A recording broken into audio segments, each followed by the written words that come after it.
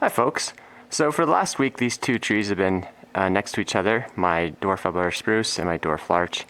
And I recently worked on the spruce, cleaned up the understory, also pinched the new foliage, and it's looking so nice. And then I have my dwarf larch here that's quite, with the base is overgrown. I've got all these long extensions on it. It just looks pretty bushy.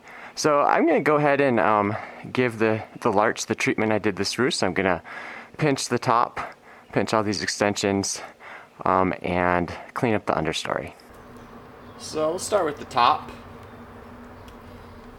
And kind of like I'm doing for my dwarf Alberta spruce, I haven't pinched this much. I know I have pinched it in the past, but it's kind of an experiment.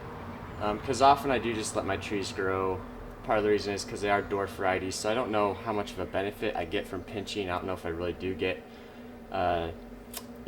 back budding or finer branching or whatever, because you don't really need it on dwarf trees. It's already dwarfed, really. But I am going to just go ahead and pinch it, so it looks nice. No other reason than that. And we'll see if I can still pinch this new growth. Yeah, it's still nice and soft. So I actually have already pinched the top a little bit a few weeks ago. But this tree is very much apically dominant, especially really concentrated right on the crown of the tree, or the top is very, very apically dominant on this tree.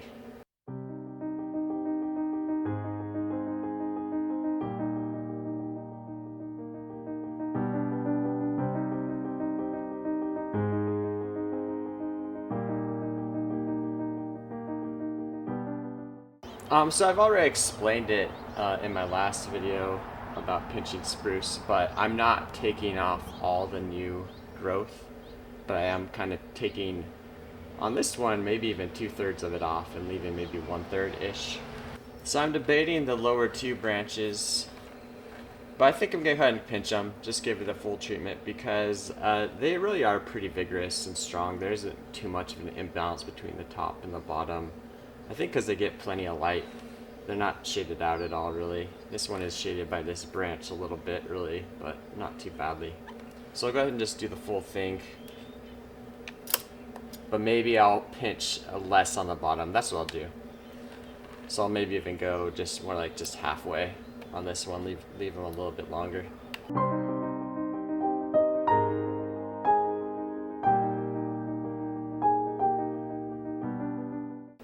Alright, I think that's about good. Now I'll move to the understory. Alright, on to the sedum, or sedum. I think it's both. A viewer recently corrected me and said it's sedum. I don't know. Sedum. So, often I let this flower before I prune it back, but it is really, really strong this year. And this, more than anything, is really making the tree, or the trunk, look less powerful right now. Because it's pretty much just engulfing the bottom of the pot and the trunk. So yeah, I'll be pretty harsh with it. I've kind of found sedum, I prune it sometimes I just kind of rip it out. Don't go too easy on it,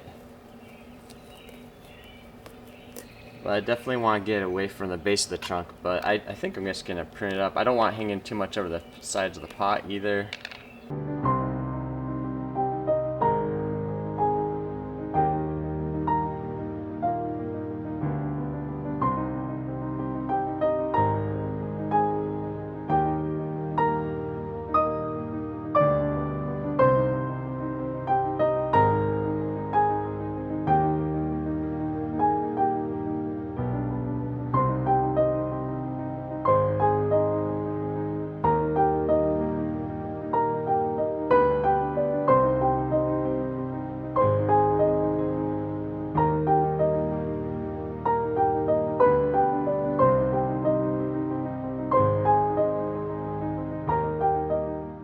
So here's where I ended with the understory pruning.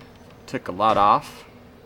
Now you can see the rocks I put in here again, which I put in here to simulate a natural forest floor. And I replaced some of the moss This is a piece I replaced. And got rid of a ton of elm seeds too. They're all over. I'll zoom out and show you the rest of the tree now. Here's a final spin for you. Much better. Nice to see that nabari again. Also, the trunk looks much thicker now that the foliage is pruned back a bit, and the understory as well. And one thing I love about this tree is that it looks great from many sides. So well suited to a round pot.